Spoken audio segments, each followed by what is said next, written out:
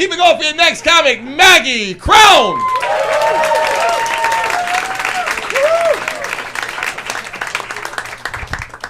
Hello. Hello, it's nice to meet you all. Hey, what's your name? We did have class together. You ruined my set. Now I have to start all over. No, it's fine. Oh, Quinn, nice to meet you, Maggie. Okay. Anyway. Just a little fun fact about me, since now we know each other even better now. We have class. I'm a PP. I'm a people pleaser. Don't know what y'all were thinking. But yeah, I like, I try to be nice to strangers. I try to be nice and be on my best behavior, don't do conflict. But kids don't make it easy. Those goddamn kids don't make it easy. I was babysitting these two boys, and one of them waddles up to me, gets to my stomach. I think he's going to give me a big hug. And he says, "I want to hear the baby kick." That's right. Thank you. I wasn't pregnant. Last time people went, "Aw," and I was like, "What? Fuck you guys."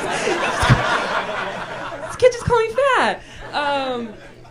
But I looked down at him and I said, "Oh, can you hear the baby kicking?" Kicked him right in his little ball sack. Now you'll never have kids.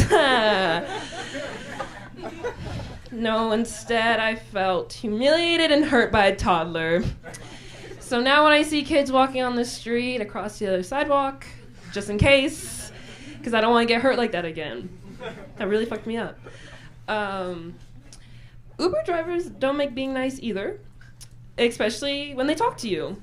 And you specifically remember pressing the "do not talk to me" button. This Uber driver picks me up, and he starts talking about how he's a foodie and how he likes exotic foods. I am not a foodie. I do not like exotic foods. I am just now starting to like cauliflower. And that was a big day for me. My first vegetable, as you can tell. And he just kept going on about lamb brain. He loves lamb brain. He was like, "Oh, you haven't had lamb brain? You gotta go to this place. They have the best lamb brain. It's the best of all the brains." So any of you out there wanting to try brain, try lamb brain. And he kept saying that, like, "Oh, it's really healthy for you too." He said, "I don't eat that product, like, produced crap." So what you're telling me, sir, is if a Portillo's cake shake was right in front of you, you would discard it and go to the lamb brain. That's fine. That's fine. To each their own. But yeah, but again, I just sat there and I said, yeah, oh, yeah. You know how you do when you talk to strangers? Try to be polite. But yes, with strangers, I'm nice. With family, I'm not. They have to like me anyway. Especially with my mom. She's now becoming like one of those old moms when they send useless and say useless shit in the family group chat. Does anyone else not respond to their mom in the family group chat? Do you, Quinn? Do you respond to your mom? No, neither do I. She sends stuff like NPR, Cardinals baseball, pictures of old pasta makers, and I don't know why. I don't know what to say. I don't respond. If I responded to her, it would be like responding to a college newsletter email. New campus security cameras. Great. SJ elections are coming up. Oh, super.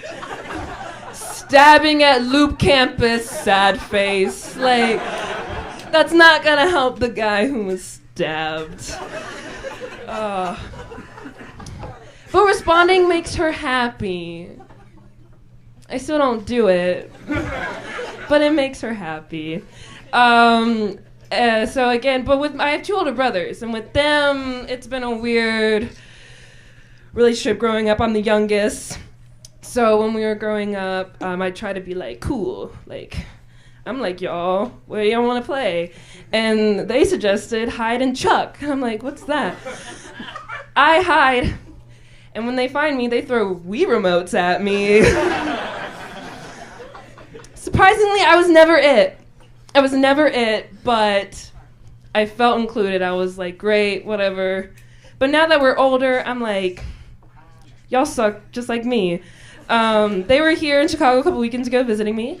I did what, typical Chicagoans do. Saturday, spent a lot of money. And then Sunday, we robbed 7-Eleven. Just typical things. The one off Jackson and State, y'all know. Y'all know exactly which one. And one of my brothers, he had a boot on. He can walk around, but he was slowing us down.